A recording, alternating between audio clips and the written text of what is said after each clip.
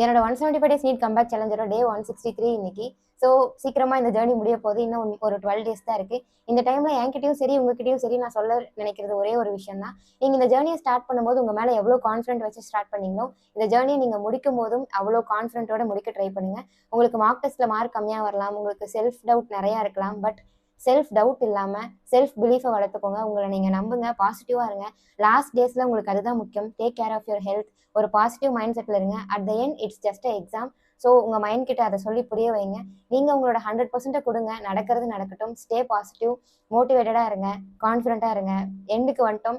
இன்னும் ஒரு few days கஷ்டப்பட்டு உட்காந்து படிச்சுட்டு அதுக்கப்புறம் அந்த கெமிஸ்ட்ரி ரியாக்ஷன்ஸையோ அந்த ஃபிசிக்ஸ் ஃபார்முலாவையோ நம்ம படிக்கணும்னு அவசியம் இல்லை. அது ஒரு சந்தோஷமான விஷயம். பிடிச்ச வெப் சீரிஸ், மூவிஸ் எல்லாத்தையும் பார்க்கலாம். பட் அதுக்கு இன்னும் ஒரு கொஞ்ச நாள் நீங்கள் கஷ்டப்பட்டு படிக்கணும். கஷ்டப்பட்டு படிங்க, கான்ஃபிடென்ட்டாக இருங்க, மோட்டிவேட்டடாக இருங்க. சீக்கிரமாக இந்த ஸ்டடிங் ஃபேஸ் முடிஞ்சு நம்ம எல்லாரும் காலேஜுக்கு போயிடுவோம்னு ஐம் கான்ஃபிடென்ட். நீங்களும் கான்ஃபிடென்ட்டாக இருங்க.